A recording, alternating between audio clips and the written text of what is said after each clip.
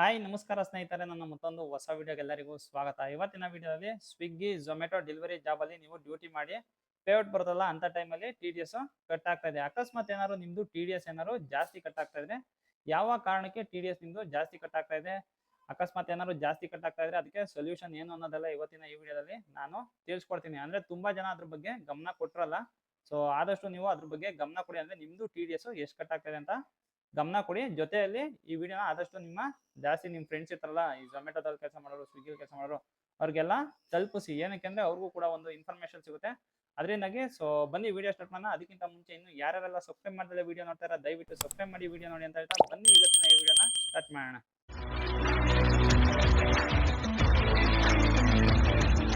ಸ್ನೇಹಿತರೆ ನೋಡಿ, ಇಲ್ಲೊಂದು ಸ್ಕ್ರೀನ್ ಶಾಟ್ ಹಾಕಿರ್ತೀನಿ. ಆ ಸ್ಕ್ರೀನ್ ಶಾಟ್ನ ನೀವು ಗಮನಿಸಿ. ಅಂದ್ರೆ ನಮ್ಮ ಟಿ ಡಿ ಎಸ್ ಎಷ್ಟು ಕಟ್ ಆಗಿದೆ ಅಂತ ನಾವು ತಿಳ್ಕೊಬೇಕು ಫಸ್ಟ್. ಅಂದ್ರೆ ಜಾಸ್ತಿ ಕಟ್ ಆಗ್ತಾ ಇದೆ ಇಲ್ಲ ಎಷ್ಟು ಕಟ್ ಆಗ್ತಾ ಇದೆ ಅನ್ನೋದು ಫಸ್ಟ್ ನಾವು ತಿಳ್ಕೋಣ. ನೋಡಿ ಟಿ ಡಿ ಎಸ್ ಎಷ್ಟು ಡಿಡಕ್ಟ್ ಆಗಿದೆ ನಂದು ಅಂತ.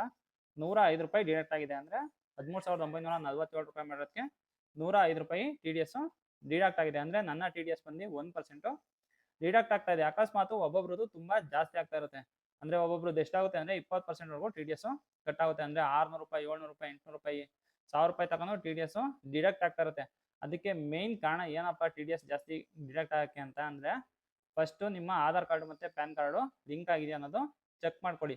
ಅಂದ್ರೆ ಆಧಾರ್ ಕಾರ್ಡು ಪ್ಯಾನ್ ಕಾರ್ಡ್ ಏನಾದ್ರು ಲಿಂಕ್ ಆಗಿದ್ರೆ ಟಿ ಡಿ ಎಸ್ ಬಂದು 1% ಅಷ್ಟೇ ಡಿಡಕ್ಷನ್ ಆಗೋದು. ಅಕಸ್ಮಾತ್ ಏನಾದ್ರು ನಮ್ಮ ಆಧಾರ್ ಕಾರ್ಡ್ ಮತ್ತೆ ಪ್ಯಾನ್ ಕಾರ್ಡ್ ಏನಾದ್ರು ಲಿಂಕ್ ಆಗಿಲ್ಲ ಅಂತ ಅಂದ್ರೆ 20% ವರೆಗೂ ನಮ್ಮ ಟಿ ಡಿ ಎಸ್ ನ ಕಟ್ ಮಾಡ್ತಾರೆ.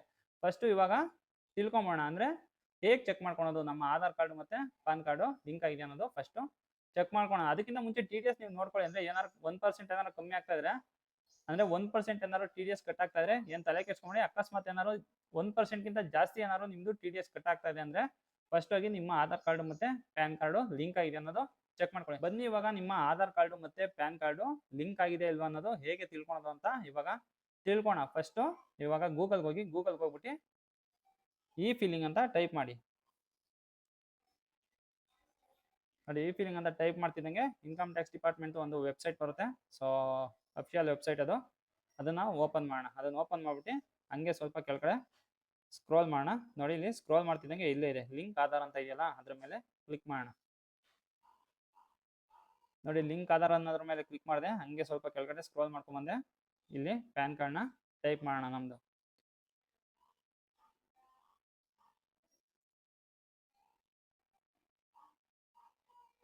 ನೋಡಿ, ನನ್ನ ಪ್ಯಾನ್ ಕಾರ್ಡ್ ನಂಬರ್ನ ಅಲ್ಲಿ ಟೈಪ್ ಮಾಡಿದೆ. ಇವಾಗ ಆಧಾರ್ ಕಾರ್ಡ್ ನಂಬರ್ನ ಟೈಪ್ ಮಾಡ್ತೀನಿ.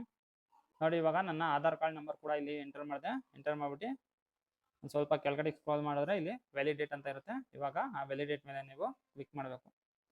ನೋಡಿ, ಇವಾಗ ವ್ಯಾಲಿಡೇಟ್ ಮೇಲೆ ಕ್ಲಿಕ್ ಮಾಡ್ತಿದ್ದಂಗೆ ಯುವರ್ ಪ್ಯಾನ್, ನನ್ನ PAN number is already link to even Aadhaar number ಅಂತ ಬಂದಿದೆ. ಅಂದರೆ ನನ್ನ ಆಧಾರ್ ಕಾರ್ಡು ಪ್ಯಾನ್ ಕಾರ್ಡ್ ಎರಡೂ ಕೂಡ ಲಿಂಕ್ ಆಗಿದೆ.